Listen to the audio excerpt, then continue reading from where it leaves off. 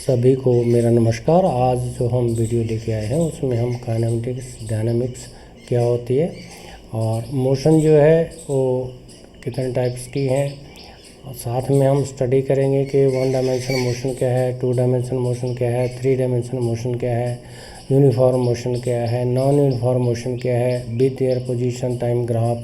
साथ में हम स्टडी करेंगे कि रिलेटिव मोशन क्या होती है। तो let us start the first topic, that is the what is the kinematics and dynamics. Kinematics क्या होती है? Kinematics study of the object without taking the cause of their motion. ऐसी हम स्टडी करेंगे, कोई ऑब्जेक्ट मूव कर रहा है लेकिन किस कारण मूव कर रहा है उसका हमें पता नहीं है, तो इस टाइप की जो मोशन है उसे हम काइनेमेटिक्स कहते हैं। The second is dynamics. Dynamics क्या है? डायनामिक्स ऐसी मोशन है जिसके काज का हमें पता होता है कि क्या कारण है, क्यों मोशन हो रही है, वो डायनामिक्स ब्रांच कहलाती है। तो सबसे पहले एक छोटा सा है कि पॉइंट ऑब्जेक्ट क्या होता है। पॉइंट ऑब्जेक्ट ऐसा ऑब्जेक्ट होता है, जैसे मान लीजिए हम एक ट्रेन है 200 मीटर लंबी है और कश्मीर से कन्याकुमारी तक जो है चलती है, थाउजेंड्स ऑफ किलोमीटर कवर करती है, तो लंबाई ट्रेन की 200 मीटर है। तो लंबाई जो है ट्रेन की that is negligible as compare to जो distance travelled by the train है। ठीक है, तो डिस्टेंस ट्रेवल्ड अगर बहुत ज़्यादा है और लंबाई उसकी ट्रेन की 200 मीटर है, तो 200 मीटर की चाहे ट्रेन है उसे हम एक पॉइंट ऑब्जेक्ट कहेंगे, because the size of the या length of the train is negligible as compare to the distance travelled by the train. ठीक है, तो उसे हम बोलेंगे point object. Point object generally हम लेते हैं जो डायमेंशन लेस होता है, नेग्लिजिबल डायमेंशन जिसके होते हैं उसे हम पॉइंट ऑब्जेक्ट कहते हैं। ऑब्जेक्ट इन मोशन जो है, अब जो ऑब्जेक्ट की मोशन है और 3 डायमेंशन कोऑर्डिनेट सिस्टम में कैसे हम स्टडी करते हैं। 1 डायमेंशन मोशन कैसे होती है, 2 डायमेंशन मोशन कैसे होती है, 3 डायमेंशन मोशन कैसे होती है। तो साथ में एग्जांपल हम यहाँ पे लेते हैं। तो 1 डायमेंशन मोशन जो है 3 डायमेंशन कोऑर्डिनेट सिस्टम लेते हैं, उसमें एक्स एक्सिस, वाई एक्सिस और जेड एक्सिस लेते हैं। तो ऑब्जेक्ट या तो एक्स एक्सिस में मूव करेगा या वाई एक्सिस में मूव करेगा या जेड एक्सिस में मूव करेगा। जैसे यहाँ पे मैंने एक डायग्राम बनाई है और एक ऑब्जेक्ट ले रखा है। ऑब्जेक्ट की मोशन देखिए, मैं टाइम एंड अगेन जो है एक एक्सिस में, फिर दूसरी में और तीसरे में मूव करना बता रहा हूँ। तो ये मोशन जो है अलॉन्ग दी एक्स एक्सिस हो रही है। ठीक है, दूसरी में अलॉन्ग दी वाई एक्सिस हो रही है, तो वाई एक्सिस में मोशन आ रही है, फिर ऑरिजिन के ऊपर बैक आ रही है। थर्ड जो है जेड एक्सिस में मोशन हो रही है। तो एक ही डायमेंशन में मोशन है। जैसे मैं एक्स एक्सिस में लेता हूँ तो वाई और जेड जीरो हो जाती है, अगर वाई में लेता हूँ तो एक्स और जेड जीरो हो जाती है, अगर मैं जेड एक्सिस में लेता हूँ तो वाई और एक्स जीरो हो जाती है। इस टाइप में जो मोशन है इसे कहते हैं 1 डायमेंशन मोशन। तो 2 डायमेंशन मोशन क्या है? जब ऑब्जेक्ट किसी प्लेन में मूव करता है, चाहे 3 डायमेंशन कोऑर्डिनेट सिस्टम अगेन हम ले लेते हैं और उसमें हम 3 प्लेन ले लेते हैं। एक एक्स वाई प्लेन है, दूसरी वाई जेड प्लेन है, तीसरी जेड एक्स प्लेन है। तो एक्स वाई प्लेन मैंने देखिए एक रेड बॉर्डर से कवर कर रखी है, वाई जेड प्लेन जो है एक ग्रीन बॉर्डर से है, ग्रे ग्रीन टाइप का बॉर्डर लगाया है, और जेड एक्स ब्लू कलर का बनाया। तो अगर ऑब्जेक्ट देखिए फर्स्ट जो मोशन है इसकी एक प्लेन में हो रही है, देखिए तो एक्स वाई में मूव कर रहा है। एक्स वाई में मूव करने से जो है it is the 2 dimension motion. जैसे कोई इंसेक्ट फ्लोर के ऊपर मूव कर रहा है, तो इंसेक्ट जो है फ्लोर के ऊपर, फ्लोर के आपका 2 डायमेंशन प्लेन है। अगर आपकी एक साइड वाली दीवार है वो भी 2 डायमेंशन है, अगर उसके ऊपर इंसेक्ट चलता है जैसे वाई जेड में चल रहा है, तो ये जो मोशन क्या है 2 डायमेंशन है। सिमिलरली जो है हम मोशन जो है इसी जेड एक्स में करेंगे, ये भी 2 डायमेंशन मोशन है but it is in the 3rd plane. तो 3 प्लेन्स हमने ले ली, X Y, Y Z and Z X. इनमें जो मोशन हो रही है ऑब्जेक्ट की इसे हम 2 डायमेंशन मोशन कहते हैं। 3 डायमेंशन मोशन क्या है? जैसे kite flying in the sky. Sky में जो है आकाश में, स्पेस में या ऊपर हवा में इंसेक्ट जा रहा है, तो तो उसकी मोशन क्या है, 3 डायमेंशन मोशन है। जैसे मैं एक object X Y Z coordinate system ले लिया, वो इज़ ऑरिजिन है, और एक्स वाई जेड ये इसकी एक्सिस हैं। एक मैंने ऑब्जेक्ट ले लिया, यहाँ पे ऑब्जेक्ट मूव कर रहा है, देखिए this is the 3 dimension motion. तो यहाँ पे जो मोशन हो रही है उसे हम 3 डायमेंशन मोशन कहते हैं। अब डिस्टेंस क्या है और डिस्प्लेसमेंट क्या है, तो नेक्स्ट हम डिफाइन करेंगे कि डिस्टेंस क्या है। डिस्टेंस मान लीजिए आप घर से अपने इंस्टीट्यूशन की तरफ जाते हैं, ऑफिस की तरफ जाते हैं, तो डिस्टेंस जो है वो क्या होगी, जिस रास्ते से आप जाते हैं वो आपकी डिस्टेंस कहलाती है। और जो स्ट्रेट लाइन पाथ है between your home to office school, that is called the displacement. तो आपको यहाँ मैं और क्लियर कर रहा हूँ, 2 पाथ मैंने ए बी जो है पॉइंट्स लिए हैं। ए बी पॉइंट्स में मैंने एक बॉडी को मूव कर रहा हूँ, और एक बॉडी जो है हमारी ए से स्टार्ट करती है मूव करना और बी तक जा रही है। देखिए जो बॉडी मूव कर रही है ये distance travelled by the body, ठीक है। डिस्टेंस कितनी कवर की ए से बी तक, वो आपको ब्लू लाइन बता रही है। सेकंड है कि मैंने displacement is the straight path, देखिए ए से बी तक जो बिल्कुल स्ट्रेट जा रही है। तो ए बी जो डिस्टेंस है वो आपकी जो है डिपेंड करेगी पाथ फॉलोड, ठीक है। और जो डिस्प्लेसमेंट है it is the shortest distance between the 2 point. तो वेक्टर क्वांटिटी होती है डिस्प्लेसमेंट।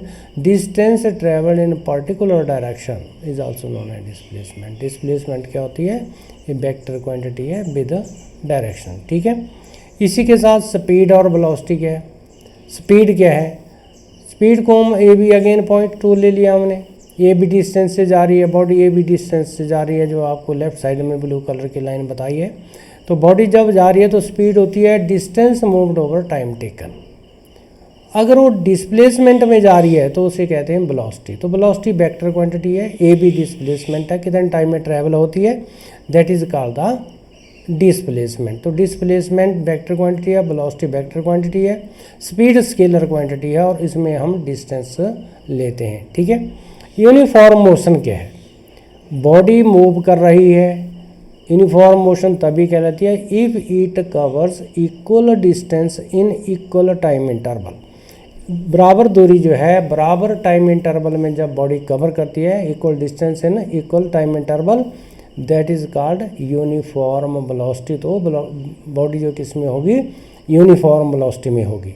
जैसे मैंने यहाँ पे एक एक्सप्रेशन बना दिया, ओ से एक्स तक जो है एक डिस्टेंस ट्रैवल करनी है एक्स एक्सिस में। ऑब्जेक्ट जो है आपका T is equal to at any time T is equal to 0 O के ऊपर लाई करता है। After time it cover the distance O is equal to X, T is equal to T time में, और O B is covered by T dash में distance जो है time T dash जो है ओ बी कवर करता है, ठीक है। तो यूनिफॉर्म वेलोसिटी कैसे निकालेंगे, X dash minus X is over T dash minus T is known as uniform velocity. जो इंटरवल और उसका टाइम है उसे हम यूनिफॉर्म वेलोसिटी कहते हैं। यहाँ से हम एक्स डैश निकाल सकते हैं, X dash is equal to X plus B into T dash plus minus T, ठीक है। जो टाइम इंटरवल वहाँ पे लिया है तो एक्स डैश को हम निकाल लेते हैं, ठीक है, क्योंकि आपकी बॉडी जो है वहाँ बी वेलोसिटी से मूव कर रही है। When T is equal to 0 X is equal to 0 and when T is equal to T X is equal to X, therefore X dash is equal to X naught plus B into T, ठीक है। तो total velocity में हमारे पास आ जाएगी। और S is equal to X dash minus X जो है इसको हम एस मान लेते हैं, ठीक है, that is the distance travelled S, U is the initial velocity, S is equal to U T, आपके पास एक फार्मूला बन जाता है। ऐसी सिचुएशन में पोजीशन जो चेंज होती जाती है यूनिफॉर्म वेलोसिटी में, तो मैंने एक जो है टेबल ले लिया जिसमें टाइम इन सेकंड ले लिया है। एक सेकंड का इंटरवल बना के मैंने 7 पॉइंट्स ले लिए, 0 1 2 3 4 5 6 7, ठीक है।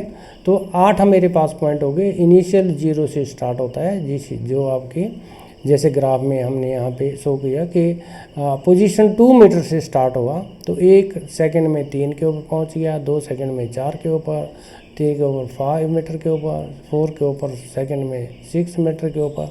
तो ये ग्राफ में आप देख सकते हैं कि ग्राफ में जो है 6 कहाँ मिल रहा है, 7 कहाँ मिल रहा है, 8 कहाँ मिल रहा है, 9 कहाँ मिल रहा है, ठीक है। वाई कोऑर्डिनेट में देखिए आप। तो पोजीशन और टाइम में जो है यहाँ पे ग्राफ मैंने शो कर दिया। अब भी किसी भी एक इंटरवल लेते हैं टी डैश माइन टी, तो उसमें डिस्प्लेसमेंट क्या होगी एक्स डैश माइनस एक्स। तो slope of the curve A B, ये जो स्लोप ऑफ द कर्व है ए बी, ए क्या रिप्रेजेंट करता है, पोजीशन रिप्रेजेंट करता है पोजीशन टाइम ग्राफ जो है X dash minus X upon T dash minus T. ए आपकी जो है यूनिफॉर्म वेलोसिटी को रिप्रेजेंट करता है, जो स्लोप ए बी है वो ग्राफ का that represent the uniform motion velocity of uniform motion. ठीक है, तो वेलोसिटी को ये रिप्रेजेंट करता है। ठीक है, अब इसके बाद पोजीशन टाइम ग्राफ के बाद जो है हम आगे डिस्कस करते हैं कि what is the velocity time graph. तो वेलोसिटी टाइम ग्राफ के लिए हमारे पास वेलोसिटी तो कांस्टेंट है, यूनिफॉर्म है, तो 4 मीटर पर सेकंड के हिसाब से हम चल रहे हैं। जैसे टाइम बढ़ता रहता है वेलोसिटी जो है यूनिफॉर्म है, तो it comes out to be a straight line. तो इसमें किसी भी इंटरवल टाइम इंटरवल के ऊपर, जैसे मैंने A B A dash B dash एक इंटरवल ले लिया, टाइम इंटरवल टी डैश में टी है, तो it represent the displacement of on an object. जो एरिया है A dash A B dash A, ये जो एरिया बनता है हमारे पास एक रेक्टेंगल बन जाती है, it represent the displacement of an object. ठीक है, तो ये हमारे पास वेलोसिटी टाइम ग्राफ यहाँ पे आ गया है। आगे हम रिलेटिव वेलोसिटी स्टडी करते हैं कि रिलेटिव वेलोसिटी है जब एक बॉडी जो है, दो बॉडी मोशन में है, दोनों मूव कर रही हैं, तो velocity of one body with respect to another is known as relative velocity.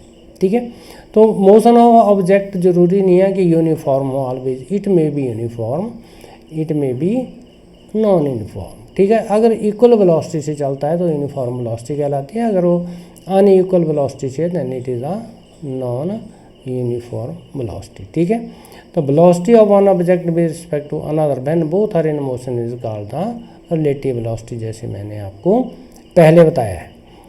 अब यहाँ पे position time graph relative velocity के लिए हम निकालते हैं, तो दो बॉडीज़ ले लेते हैं ए एंड ए डैश, दो ऑब्जेक्ट हैं, ए की वेलोसिटी बी है, ए डैश की बी डैश है, और एक जो है एक्स पॉइंट से स्टार्ट करता है, पोजीशन एक्स है, और दूसरे की एक्स डैश है, जैसे कि आपको पोजीशन टाइम ग्राफ में मैंने यहाँ पे बता दिया। तो इसमें मैंने एक टेबल भी बनाया है कि टाइम का 0 1 2 3 4 5 सेकेंड ले लिए हैं, मैंने इंटरवल कांस्टेंट रखा है, एक सेकेंड का इंटरवल रखा है। पोजीशन जो है एक की मैं ए की पोजीशन जो है वो दैट स्टार्ट फ्रॉम 2 मीन्स के 2 मीटर से स्टार्ट होती है, और जो पोजीशन ए डैश है उसकी हमारी X dash that is equal to होती है 4 से स्टार्ट।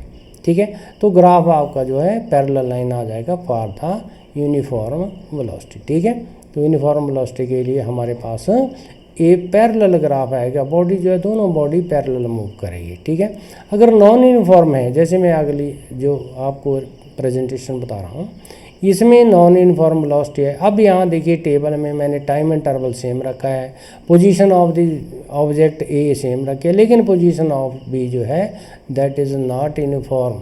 ए डैश की यूनिफॉर्म नहीं है, वो कभी 4 से स्टार्ट हो रही है, 4.5 पे जा रही है, 5 पे जा रही है, 5.5 में जा रही है, जो टेबल में दे रही है with respect to time interval.